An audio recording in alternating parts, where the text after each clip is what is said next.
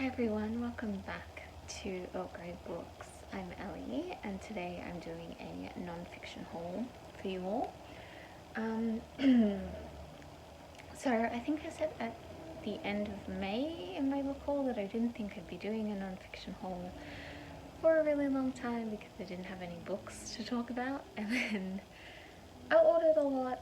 A lot just kind of came out that I was really excited about and I'd been keeping an eye on. So I have quite a few here and we're going to go through them now. I have filmed this video no less than 4 times. Every time something has gone terribly wrong. So I'm hoping that this is finally the one that goes okay and I can get it done. So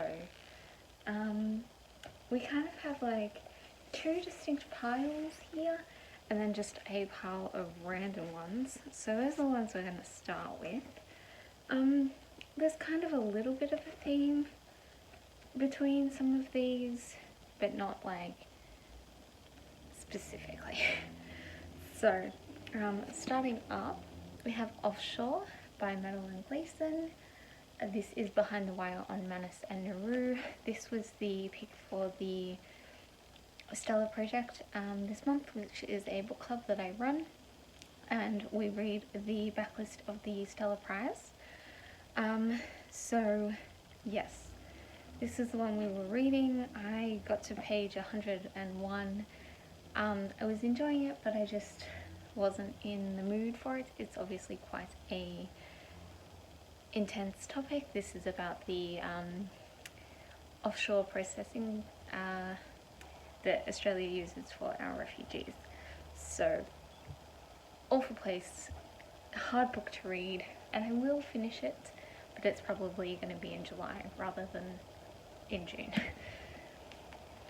Oh, we're joined by someone. Next up, let's just go down the list. I have Disfigured by Amanda Leduc. This is on fairy tales, disability and making space. I'm not a big fairy tale fan, but when I do read about fairy tales, it tends to be in this kind of way, as in looking at them as a way of discussing disability, mental illness, and etc. So super excited about this one. I've heard that this is very, very good.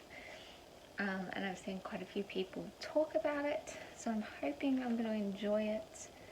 I believe as well that the author is disabled herself, which always makes me feel a lot better about reading about disability, because God knows I have read some awful things written by able-bodied people.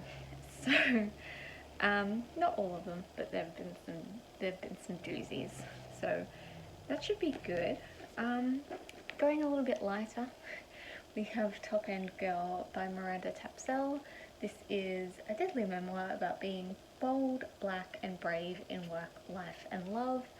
Miranda Tapsell is a First Nations Australian and an actress, a writer and a whole bunch of other things as well. So super excited. I recently watched her film The Sapphires, which I loved, and I really want to get to the one that she wrote. I believe she wrote and directed it, maybe, called Top End Wedding, and I want to watch that before I read this one, but I'm very excited about that. I also saw a Wheeler Centre event with Miranda in that I'll link below.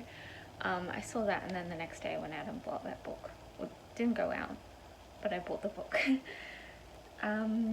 Next up, this one I have been so excited for months. I first saw this when I was in London in January, and I was seeing it everywhere in all of the Waterstones and all of the indie bookstores I was going in, and it was like £30, which would have been like 60 Australian dollars, and I just couldn't justify that. And then I got home, and obviously we all went into quarantine, and I just couldn't find this book anywhere, and it finally got released here.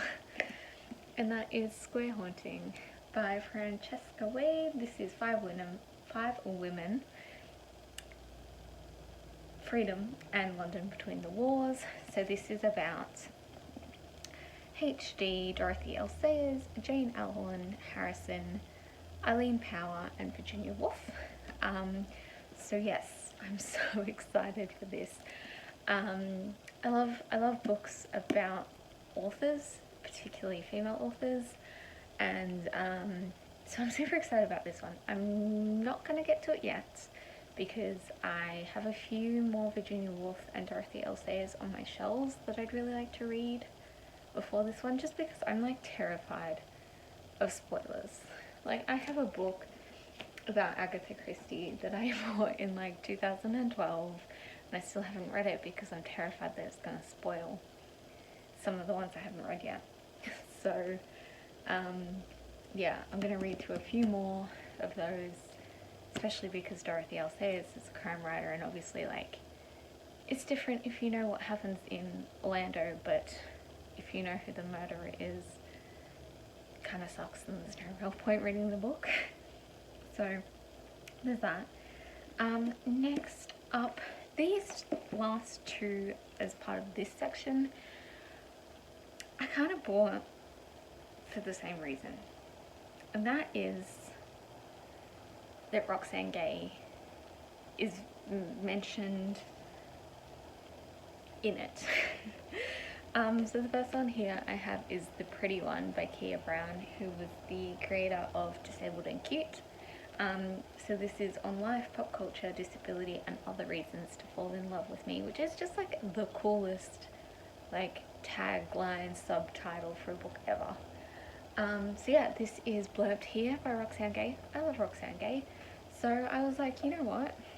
If a book is good enough for her to put her name on it, then I just want to read it doubly, because I'd already kind of had this one on my radar and now I'm really excited. What I will mention is on the back it gives you a whole bunch of blurbs. So yeah, Roxane Gay, awesome, love her. This one here, Jodie Picoult, and I'm like, okay, sure, whatever. This one here, Lena Dunham, and I'm just like, yes, when I think, you know, on life, pop culture, disability, and other reasons to fall in love with me, by a black female author, I think Lena Dunham. Definitely, that's definitely going to make me want to buy a book. I don't know, it's just one of those things that's just like so weird. I have another book somewhere that has like a review from Benedict Cumberbatch on, and I'm like, okay, that's what you're gonna use as your marketing technique. I appreciate it. And then this one here I've got is Drawing Power, which is by Diane Newman, and it has an introduction by Roxane Gay. This is women's stories of sexual violence, harassment, and survival. So it's a comic anthology. It's got a whole bunch of amazing authors on the back. I believe quite a lot of them are authors of colour or, you know, so forth. different backgrounds, diversity, etc., etc. Obviously I'm not going to show you any of these because I'm looking through it now and I, you know, don't know what's going to be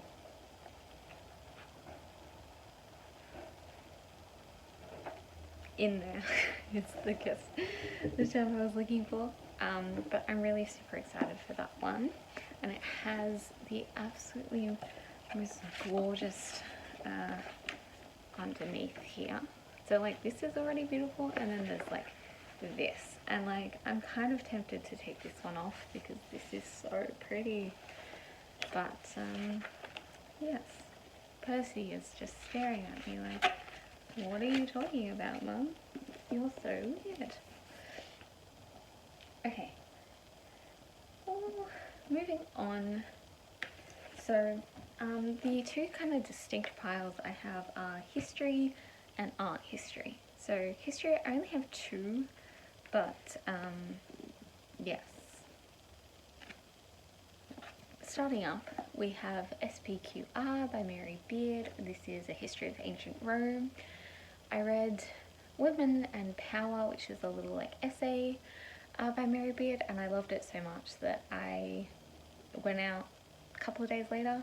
Again, when I say went out, I went on to a book shop's website and bought this.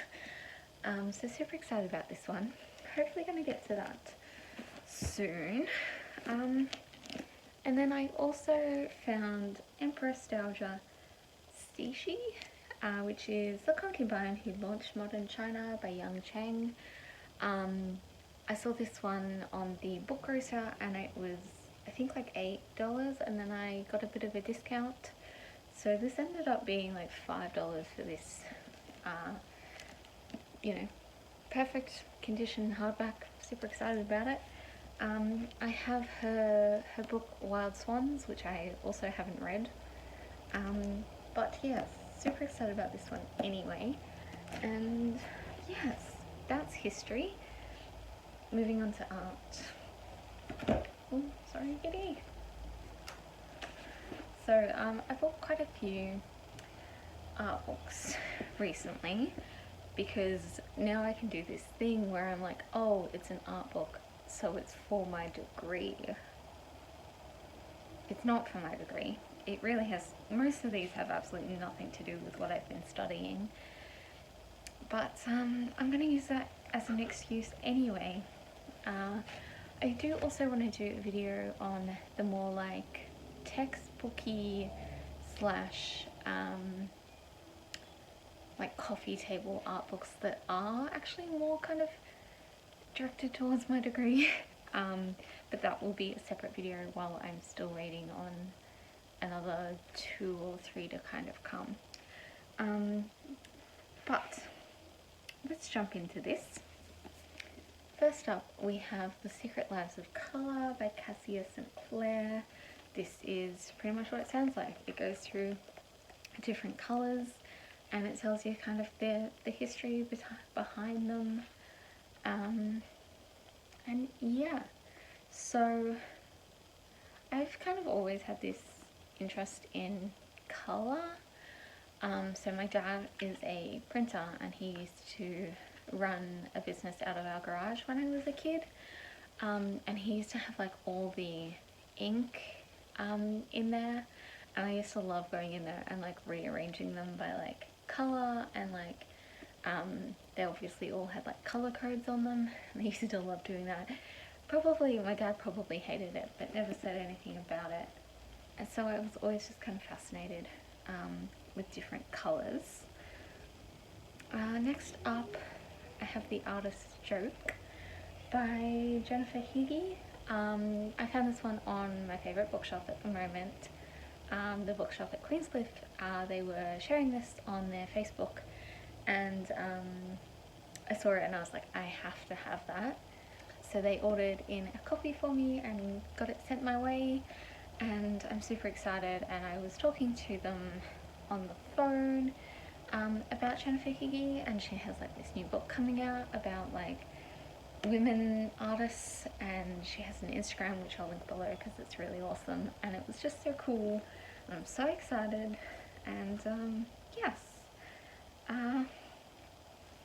next up we have Intrepid, which is Australian women artists in early 20th century France by Clem and Therese Gorman. This is exactly what it sounds like. It's talking about women artists in early 20th century France.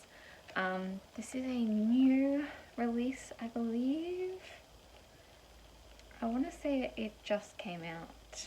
Yeah, 2020. There we go. And yes, super excited for this one. Next up we have The Whole Picture by Alice Proctor, the colonial story of the art in our museums and why we need to talk about it. Pretty self-explanatory. I'm going to go through these last ones kind of quickly because I know that this is kind of already a long video. But yes, super excited. We'll be talking about this one more once I've read it. Nice little short one here. This is Renaissance Art by Thomas Nichols. This is part of the Beginner's Guide series. we talk a lot about the Renaissance in my different art history courses, so I just kind of wanted a good solid introduction into it, so that I can go on and read the different readings and whatnot that I have for my classes and have more of a basic understanding to build upon. And then last one here, probably one of the ones I'm most excited about. This is Funny Weather, in an Emergency by Olivia Lang. So yeah, this is about art, politics, culture. So she does things like she profiles Georgia O'Keeffe, who's one of my favorite artists. She interviews people like Hilary Mantel and Ellie Smith. And then one of the reasons I bought this book is she writes love letters, one of them to David Bowie, who is of course my favorite musician. I love him a lot. So if I see a book that just like mentions him, I'm like, yes, give it to me now. I want it.